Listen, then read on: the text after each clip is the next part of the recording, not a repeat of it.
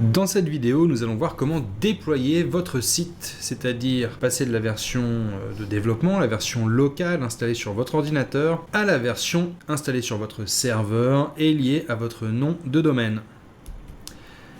Nous allons voir 4 étapes majeures dans cette vidéo. La première, ce sera de migrer les fichiers via le FTP. Ensuite, nous allons exporter puis importer la base de données. Nous mettrons ensuite à jour le fichier wp-config et puis la base de données. Alors commençons tout de suite avec l'import des fichiers via le FTP. Nous voici donc dans FileZilla et nous avons de ce côté-ci l'ordinateur. Je me trouve dans le dossier avec mes sites locaux et je suis dans le dossier qui contient tous les fichiers de mon site local pour formation wordpress.org. Du côté du serveur, eh bien, je me trouve dans le dossier qui va accueillir tous ces fichiers. Il me suffit, comme d'habitude, de sélectionner l'ensemble de ces fichiers ici, donc avec CTRL A ou commande A, puis de cliquer sur Envoyer. C'est tout ce qu'il y a à faire, grosso modo, pour envoyer les fichiers de votre serveur depuis votre site local vers votre serveur de production. Du côté de votre hébergeur, vous allez vous connecter au cPanel, au panneau d'administration. Et puis, chez One Yonos, vous allez vous rendre dans les domaines, ici. Donc vous allez arriver sur cette page qui va lister tous vos domaines, si vous en avez plusieurs. Et vous voyez ici que j'ai celui pour formation wordpress.org. Je vais ensuite cliquer sur modifier le type d'utilisation ou alors tout simplement encore juste sur le nom de domaine lui-même. Et vous pouvez voir ici que j'arrive sur, ici, modifier le type d'utilisation. C'est ce que je vais faire. Et je vais vérifier que je suis bien connecté à l'espace web où je suis en train d'envoyer mes fichiers via le FTP. Donc que le nom de domaine est bien connecté à l'espace web en question. Vous allez vérifier ça ici. Est-ce que le dossier qui est sélectionné est celui où vous êtes en train d'envoyer vos fichiers? Si ce n'est pas le cas, choisissez le dossier en question et cliquez sur Enregistrer. Nous allons maintenant procéder à l'exportation et à l'importation de la base de données.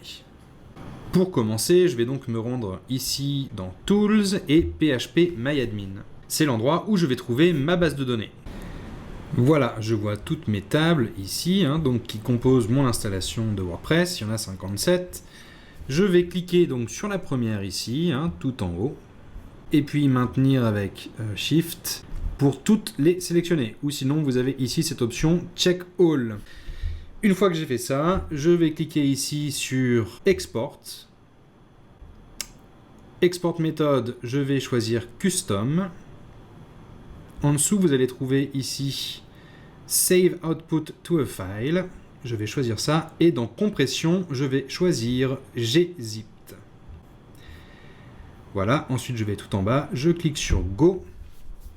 Et cela va me permettre d'enregistrer ma base de données. Voilà, elle vient d'être téléchargée, juste ici.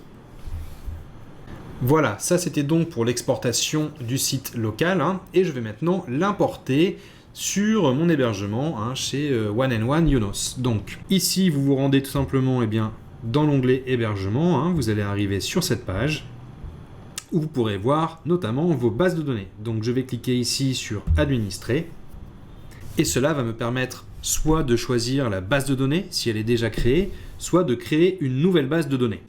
Ici, je vais tout simplement ouvrir cette base de données qui a déjà été créée. Vous pouvez voir qu'elle est vide. Et je vais cliquer sur Import. Ici, je clique sur Browse. La base de données que je viens d'exporter se trouve ici. Je clique sur Ouvrir et puis sur Go. Suivant la taille de votre base de données, l'importation va prendre plus ou moins de temps puisqu'il faut dans tous les cas l'importer, donc l'uploader vers One et puis ensuite il faut qu'elle soit installée.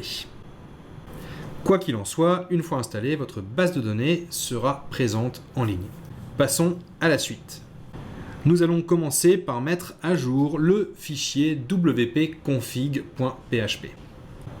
Pour cela, il vous suffit de vous rendre via le FTP ici et donc d'afficher, éditer le fichier wp-config. Vous allez indiquer à cet endroit-là, donc à l'endroit où il y a la base de données le nom d'utilisateur de la base de données, le mot de passe de la base de données et l'adresse de l'hébergement, vous allez indiquer les données qui correspondent à votre base de données chez 1&1 Yonos. C'est relativement simple à faire puisque les différentes indications sont données ici. Donc on a la base de données, le nom de la base de données, l'utilisateur de la base de données, le mot de passe de la base de données et enfin l'adresse de l'hébergement MySQL, c'est-à-dire l'hôte. Passons à la suite. Maintenant, nous allons effectuer une première manipulation via phpMyAdmin qui va consister à remplacer l'URL du site de l'hôte local par celui du nom de domaine. Ensuite, nous allons utiliser un plugin pour remplacer toutes les occurrences de l'ancien hôte local pour le nouveau nom de domaine qu'on utilise. La première chose que nous allons faire, c'est donc nous rendre dans la table WP Options. Et vous pouvez voir ici qu'on a donc le site URL et le home qui sont définis sur l'hôte local. Donc, vous pouvez d'ores et déjà remplacer ça par votre site lui-même.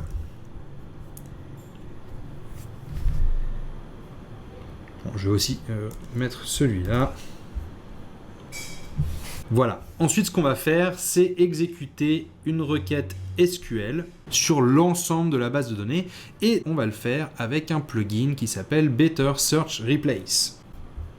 Donc ce plugin s'appelle Better Search Replace. Vous pourrez l'installer comme n'importe quel autre plugin. Une fois qu'il est installé, vous pouvez vous rendre dans Outils et vous le trouverez ici. Cela va vous demander ce que vous voulez rechercher et par quoi vous voulez le remplacer. Donc ici, eh bien, on recherche l'hôte local et on veut le remplacer par, hop, évidemment, par l'URL du site. Donc ici, j'ai l'hôte local, je veux le remplacer par ça. Je veux le remplacer sur, on va faire simple, on va prendre toutes les tables et vous allez pouvoir faire un lancer, rechercher, remplacer. Avant ça, un petit conseil. Ne marquez pas vos URL comme ça avec le slash à la fin, car cela risque de créer quelques soucis. Donc, gardez toujours vos URL comme ça, sans le slash de fin. Et ensuite, vous allez pouvoir faire un essai si vous laissez cette case cochée. Donc, vous pouvez faire ici, cliquer le remplacement des strings sur la base de données. Ça fera un essai en vous disant combien vous avez de remplacements possibles. Ou alors, si vous voulez le faire directement, vous décliquez tout simplement cette case. Et vous cliquez ensuite sur lancer, un rechercher, remplacer. Après ça, en théorie, votre site devrait bien fonctionner. S'il y a toujours des soucis, c'est qu'il y a une petite étape qui n'a pas été accomplie de manière parfaite. Voilà, c'est tout pour cette vidéo. Je vous dis à bientôt pour la prochaine.